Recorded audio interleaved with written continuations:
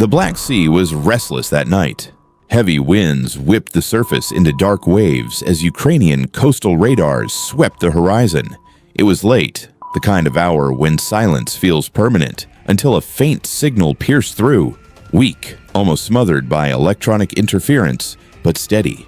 Operators who had been tracking Russian fleet movements for weeks knew this wasn't routine. Intelligence intercepts hinted at something hidden. Warships equipped with cruise missiles, advancing under electronic cover. Their mission was clear: find them, track them, and, if possible, stop them. Moments later, the anomaly sharpened. Radar returns revealed silhouettes matching the Buyan M class, small Russian corvettes built to carry Kalibr cruise missiles, weapons capable of striking deep into Ukrainian cities. Then fresh signals appeared, smaller, faster, and closing in on the coast. Naval drones, unmanned boats likely packed with explosives, unleashed ahead of the main fleet to saturate defenses and create chaos. The command center erupted into action. Drones were launched, missile batteries primed, and gun crews ordered to stand ready. The noise of war, alarms, engine roars, and rapid orders filled the room. But this clash was never about one night alone. Whoever controlled the Black Sea could decide the fate of Ukraine's ports,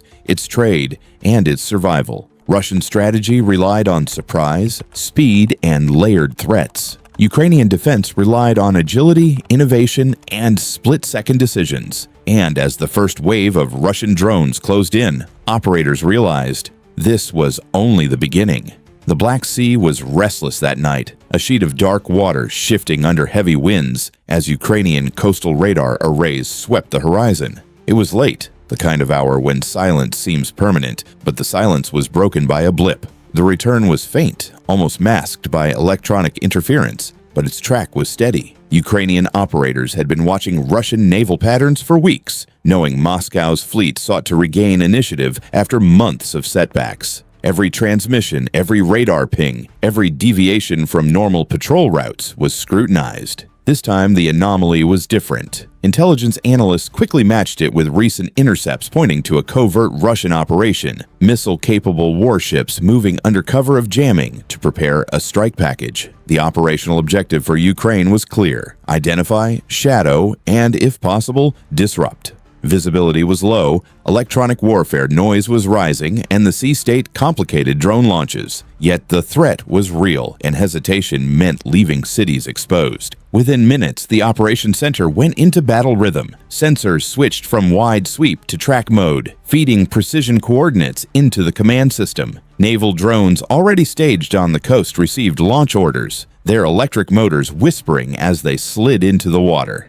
At the same time, coastal defense missile batteries were brought to readiness. The Ukrainians knew the Russian ships were not alone. Experience had taught them that frigates and corvettes moved in protective groups, often with layered air defenses. Aegis-like coordination wasn't available to Kyiv, but their doctrine emphasized speed and agility. Fast intercept boats, dispersed drone swarms, and radar handoffs from shore-based stations. The communications net crackled with commands. The sound of urgency carried across every headset. Operators tracked the unidentified warships as they shifted course, moving closer to Ukrainian-held waters. The digital picture built piece by piece. Silhouettes of Buyan M-class corvettes, platforms known for carrying Kalibr cruise missiles. Confirmation meant only one thing: the window for action was closing rapidly. The first wave of drones pushed beyond radar cover, relaying real-time video of silhouettes cutting through the sea spray. There was no more doubt. The Russians were maneuvering into strike position. Ukrainian commanders faced a hard truth.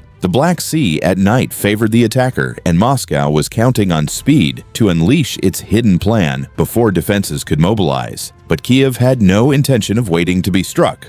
Orders went out to reposition mobile missile batteries, while naval drone operators steered their craft to intercept trajectories. The tension on the command deck was electric. Every second counted. Every decision meant the difference between surprise and survival. Just as the Ukrainians prepared to initiate the first interception, new radar signatures appeared on the edge of the scope. They were not ships, but something faster, smaller, and moving directly toward the Ukrainian coast. And what lit up those screens next signaled that Russia's opening move had already begun. The moment the new signatures appeared, the entire Ukrainian command deck seemed to freeze for a fraction of a second before bursting into coordinated action. The tracks were fast, multiple, and unmistakably hostile. These were not warships closing at cruising speed, but smaller, high-velocity objects racing across the surface. Russian forces had released a wave of naval drones, unmanned vessels designed to operate as both decoys and potential explosive carriers. Their job was to overwhelm sensors, distract defenses, and create openings for the larger missile-capable ships moving just outside immediate engagement range. The sea itself became part of the enemy strategy.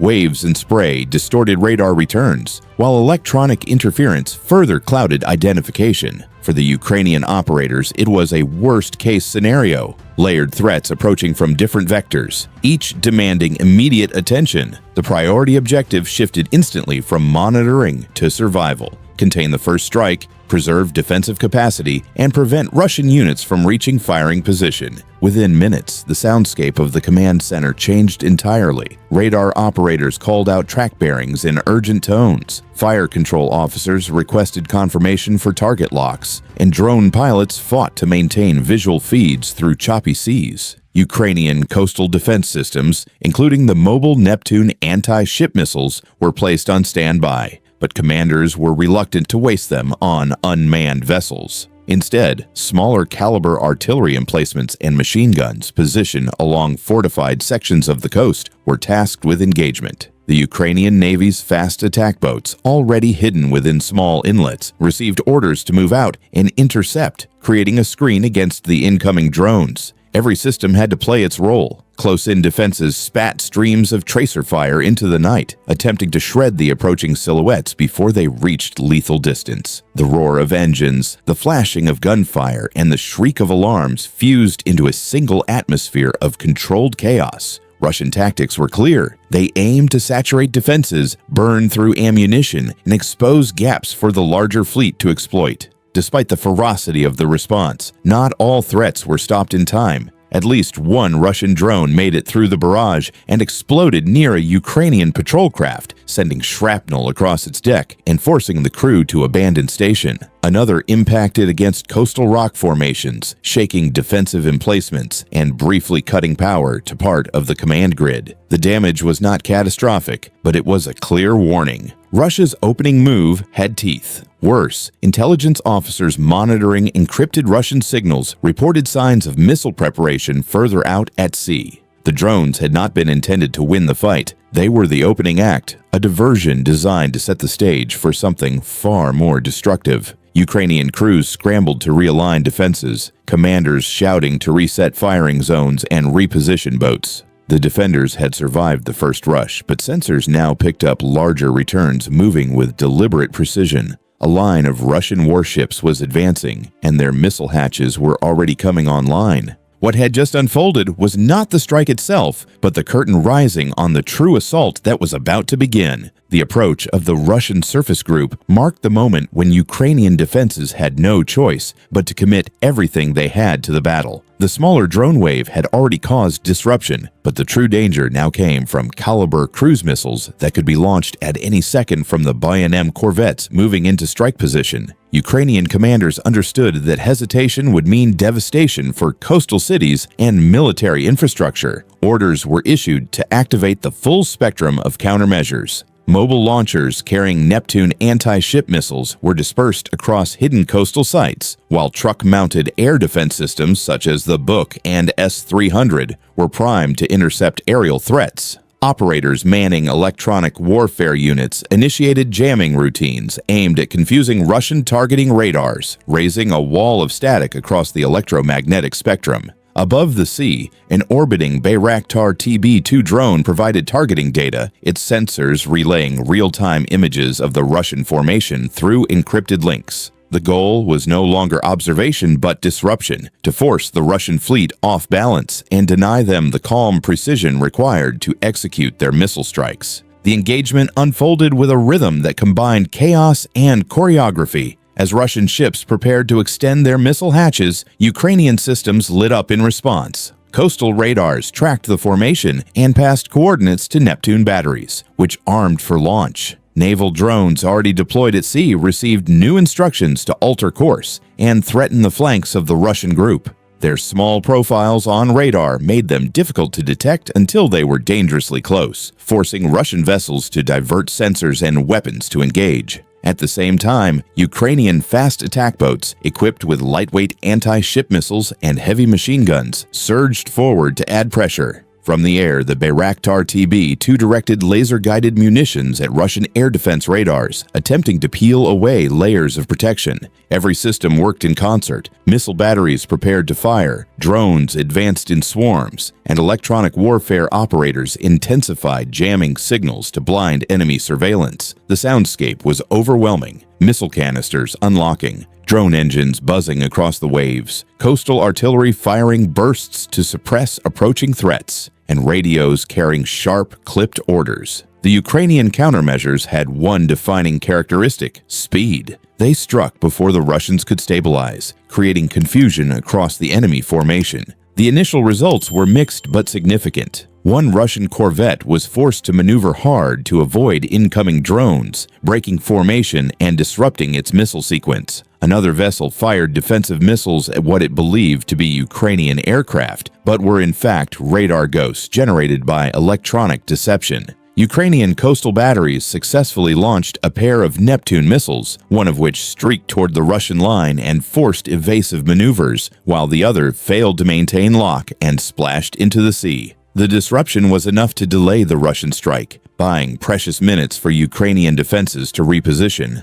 Yet the danger was far from over. Sensors detected multiple Russian missiles arming aboard the remaining ships, their launch signatures growing stronger. The drones had created chaos, and the Neptunes had struck fear, but the Russian fleet was still intact and now angrier than before. The defenders had proven they could respond with speed and innovation, but the true test was about to begin as the first wave of Kalibr cruise missiles ignited and roared skyward. The ignition of the first Kalibr cruise missiles marked a shift in the battle from anticipation to survival. Bright plumes erupted from the decks of the Russian corvettes, cutting sharp lines into the dark night sky before arching downward on programmed attack trajectories. Each missile carried precision guidance, capable of striking military installations or civilian infrastructure far inland, and their combined launch represented the core of Moscow's hidden strategy. Ukrainian commanders had known this moment was coming, yet the sheer volume of fire now unfolding threatened to overwhelm their defensive capacity. Onshore radar stations scrambled to track the fast-moving objects as they skimmed low over the sea, exploiting curvature and terrain to hide from sensors. The mission was no longer about delaying or distracting, but about stopping steel and explosives from reaching Ukrainian soil. The stakes escalated to the highest level in an instant. Defensive systems snapped into motion with ruthless efficiency. Mobile S-300 batteries, already on alert, rotated their launchers and fired interceptor missiles skyward, their engines streaking into the dark to meet incoming threats head-on. Operators of Buk air defense systems locked onto lower altitude targets, attempting to create a layered shield against the Russian barrage. Coastal artillery added to the defense, sending bursts of flak into pre-calculated intercept boxes. In the waters below, Ukrainian naval drones continued to harass the Russian fleet, forcing it to divert attention and consume valuable ammunition that might otherwise have supported the missile wave. At the same time, Ukrainian electronic warfare units concentrated their power on jamming the guidance systems of the Kalibr missiles, seeking to distort their navigation signals and cause premature impact or sea crashes. The combination of interceptors, jamming, and drone harassment created a defensive mosaic that had to hold under enormous pressure. Every successful interception produced a flash in the sky, a brief light of relief, but for each one neutralized, another missile appeared on the radar, forcing operators to push their systems to the limit. The roar of engines, the crack of interceptors detonating, and the constant stream of status updates formed a deafening environment where seconds felt stretched into hours. Despite the bravery and coordination, the outcome was far from flawless. Several Kalibr missiles broke through the layered defenses, striking near coastal targets and sending shockwaves across the shoreline. Infrastructure was damaged, communications hubs flickered with power loss, and one defensive battery was temporarily knocked offline. The defenders had endured the first true test of Russian firepower in this engagement, but the cost was clear and the exhaustion already visible among crews. Yet, even as Ukrainian operators scrambled to restore damaged systems and reload interceptors, a new complication arose. Sensors aboard the Bayraktar drone and coastal radar simultaneously detected additional signatures, this time not cruise missiles but aerial platforms. Russian aircraft were entering the battle space, likely tasked with coordinating follow-up strikes and extending the pressure. The escalation was no longer confined to drones and ships.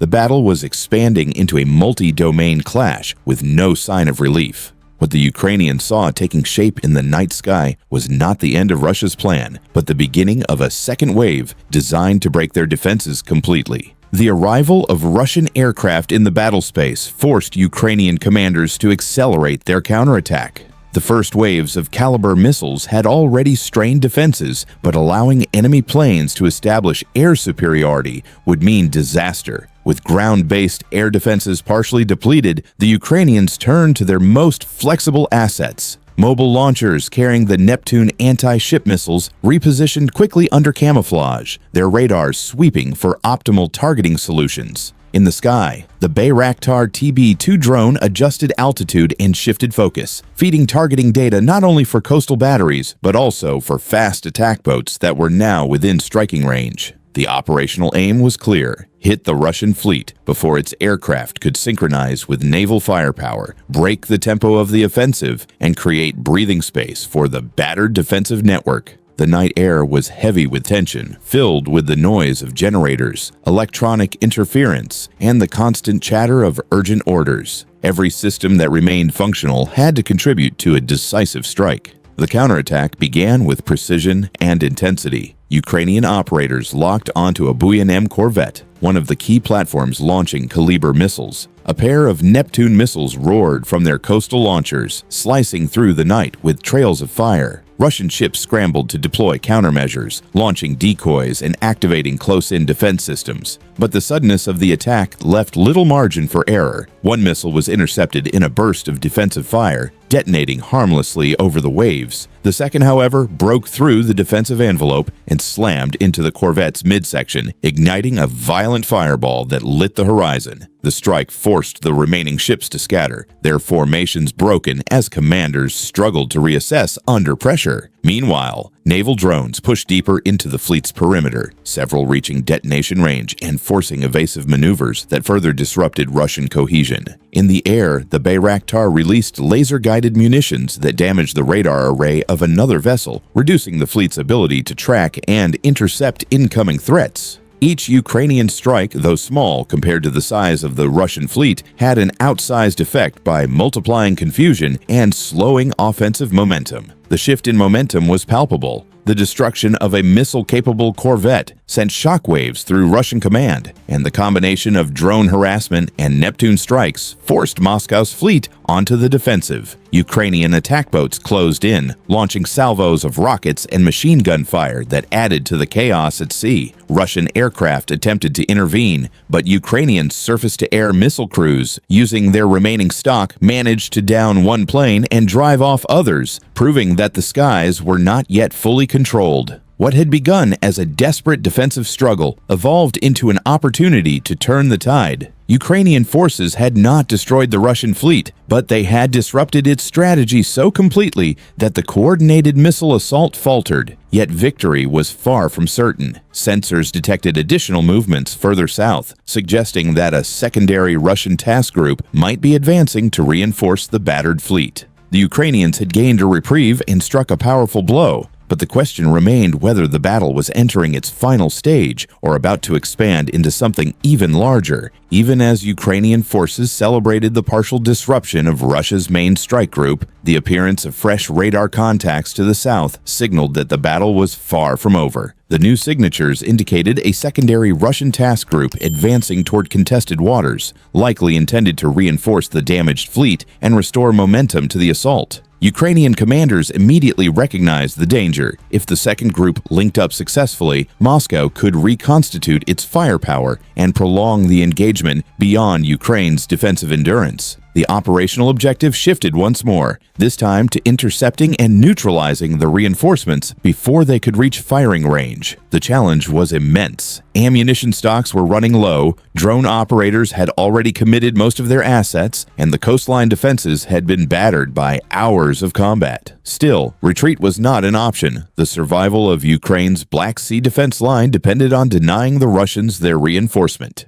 The response was swift and deliberate. Ukrainian surveillance drones were redirected south to provide early targeting data, while remaining naval drones were dispatched in staggered waves designed to stretch Russian defensive fire. Fast attack boats maneuvered once again from coastal inlets, their crews exhausted but determined to close the distance and deliver precision strikes. On land, mobile Neptune batteries repositioned for maximum coverage, camouflaged against counterstrikes, while Buk systems recalibrated for intercept roles in case the new group attempted to launch air support. The Bayraktar TB2 drone, despite heavy electronic jamming, continued to relay images of the approaching formation, showing at least one larger frigate accompanied by smaller escorts. Ukrainian electronic warfare units also intensified their operations, flooding the spectrum with noise in an attempt to degrade Russian targeting capability. The defenders' tactics had become a textbook example of layered denial. No single strike was expected to destroy the task group, but the cumulative effect of drones, missiles, jamming, and fast boats was intended to erode cohesion until the Russians had no choice but to retreat. The results unfolded with brutal clarity. Naval drones forced the escorts to scatter, diverting sensors and weapons away from the frigate at the center. One fast attack boat fired a salvo of rockets that ignited a secondary explosion aboard an escorting corvette, leaving it burning and limping behind. Moments later, a Neptune missile found its mark, striking near the stern of the frigate and crippling its propulsion. The Russian formation faltered, its speed reduced, and its ability to advance shattered. Ukrainian forces pressed the advantage, swarming the disorganized group with whatever assets remained. Though ammunition was nearly depleted and losses had mounted, the counteroffensive achieved its purpose. The secondary task group was neutralized before it could reinforce the main fleet. The sea, once filled with the thunder of missiles and the roar of engines, now carried the drifting wrecks of damaged ships and the distant echoes of retreating survivors. For Ukraine, it was not a perfect victory, but it was enough to secure the coastline for another night. What lingered in the silence after the guns went quiet was a realization that the Black Sea was not yet safe, only momentarily reclaimed, and that the next move in this unforgiving contest was already taking shape beyond the horizon. The battle in the Black Sea revealed just how fragile the balance of power remains when modern naval warfare collides with determined resistance. Ukraine's defense relied not on overwhelming strength, but on intelligence, improvisation, and the ability to synchronize limited assets under crushing pressure. Russian forces brought firepower and numbers, yet their hidden strategy unraveled the moment it was exposed. Once the corvettes and reinforcements were forced into disarray, the assault shifted from a show of dominance to a desperate struggle for survival. The cost for Ukraine was high, with defenses battered, ammunition nearly exhausted, and crews stretched to the breaking point. Yet survival itself was proof that even a superior fleet can be checked by speed, precision, and innovation. The broader implications extend far beyond this single night of combat. The engagement highlighted the growing centrality of unmanned systems, from naval drones to aerial reconnaissance, in shaping modern sea battles. Electronic warfare proved just as critical as missiles, capable of distorting targeting and buying crucial time. For every flash of a missile interception, there was also the silent work of operators flooding the spectrum with interference. These lessons will not be lost on other navies watching closely, as the future of maritime conflict increasingly turns on who can adapt faster to layered, multi-domain threats. What lingers after the smoke clears is a sobering truth. The Black Sea remains a contested arena, and the war has not ended with this clash. Russia will adapt, Ukraine will prepare, and the cycle of escalation is far from over. Each engagement writes another line in the evolving manual of 21st century naval combat. If you believe stories like this matter, and that we must understand modern war before it happens again, subscribe, like, and comment to support the channel.